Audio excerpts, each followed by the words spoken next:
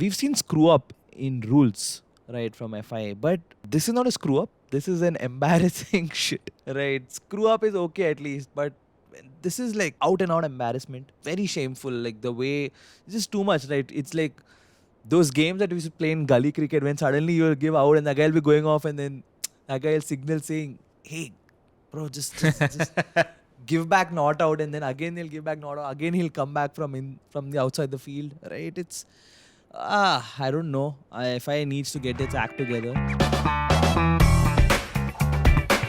Yeah, speaking of bulls, what about the raging bull in the green bull, Mr. Chad Alonso? I mean, what is that man? I mean, Oh man, what a race he's had! Like what a shitty, then suddenly an amazing, suddenly shitty, suddenly an amazing race. I mean, just the fact that FIA screwed it up for him. But yeah, such a important race. Like he said that probably if I think a month or so ago, if you would have told him when they launched the car that he would be in this place, it would have not been possible. No one would have believed this shit. Fast forward to the second race and the man is here. I swear. I mean, who'd have thought? I mean, when we take parallels from different sports, like we didn't think Roger Federer would be playing till 2022.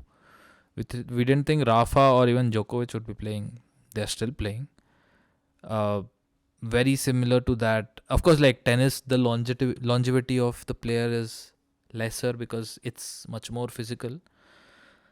But I mean, who would have thought this guy is like aging like a fine wine and not giving up at all? Like, what is this mentality? It's very rare to find in sports. Like, there are people like Seb who win consistently, finish it and like leave, and then there are people like Alonso who do it for the love of sport, which is crazy. It's basically like if Seb were to be compared to Jordan, winning consecutive three-peats and here like 4 world championship, then Alonso would be someone like LeBron, like still going strong, which is insane. You like, it's a sin to compare both of them because both of them are legends in their own way. Yeah, I mean, Alonso deserves every single bit of praise and all the good things that are coming to him, right? But one organization that doesn't that doesn't deserve this shit is the FIA, right? Because what the hell is that rule? First of all, you're saying 30 laps you took, right? And then you said it's correct. Then you said it's not correct.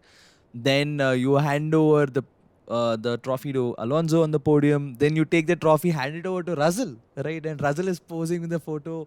Mercedes has kind of uploaded it saying our first silverware, and then someone takes it and goes back and gives Alonso, right? This is, we've seen screw up in rules, right, from FIA, but this is not a screw up. This is an embarrassing shit, right? Screw up is okay at least, but this is like out and out embarrassment, right?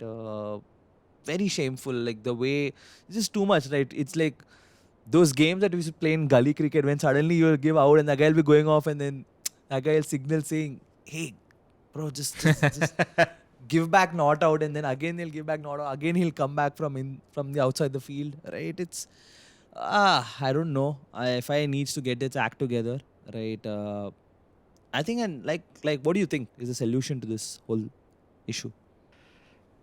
I mean, see decisions earlier. Let's look back from when sports started and all. There was nothing. There was just human eye and there was judgment.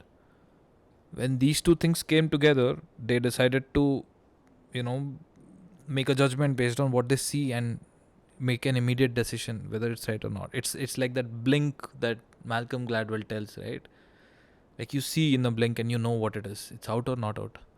So, but things started going into that gray area, and probably that's when, even in cricket, third umpire and all came, where it's very very thin line sometimes, right? So I feel like the usage of technology to some extent is fine, but make the decision there and leave it. Don't keep going back on it and then back on it.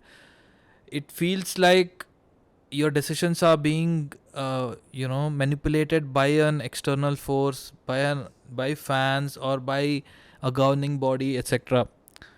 That just muddles the sport, right? Even in football, VAR came like recently, I don't know, a few years ago probably, where a referee gets to see uh, whether it's whatever offside or a goal or not, things like that, penalties required or not, and things like that.